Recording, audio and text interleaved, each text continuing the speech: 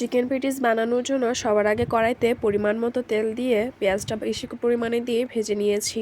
তারপর দিয়ে দিচ্ছি সিদ্ধ করে রাখা মুরগির মাংস। তারপর দিয়ে দিচ্ছি কাঁচামরিচ কুচি। আপনারা যতটুকু ঝাল পছন্দ করেন সেই অনুপাতে কাঁচামরিচের পরিমাণটা দিবেন। তারপর দিয়ে দিচ্ছি স্বাদ মতো লবণ। তারপর কিছুক্ষণ একটু ভেজে নিব। এরপর দিয়ে দিচ্ছি চিলি ফ্লেক্স। তারপর দিয়ে দিলাম ভাজা জিরার গুঁড়া। দিয়ে দিচ্ছি আদা বাটা, রসুন বাটা। তারপর একটু আবার নেড়ে চেড়ে নিব কিছুক্ষণের জন্য। এরপর কর্নফ্লাওয়ার দিয়ে দিয়েছি। কর্নফ্লাওয়ারটা সামান্য পরিমাণে পানি দিয়ে গুলিয়ে তারপর দিয়েছি।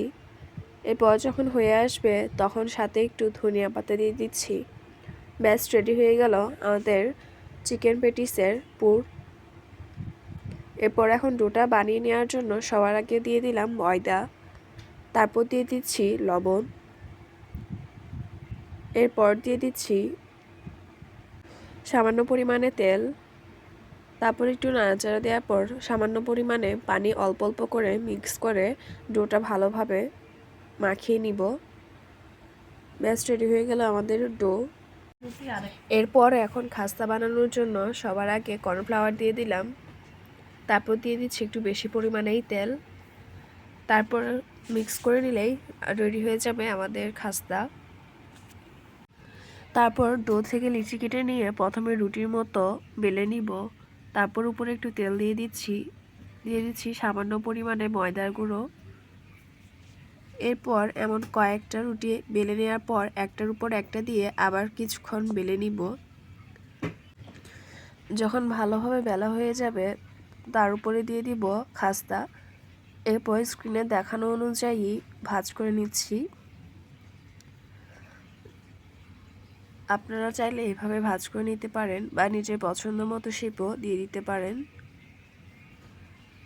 তারপর ভাঁজ করে নেওয়ার পর দুপাশ থেকে আবার একটু বেলে নিব।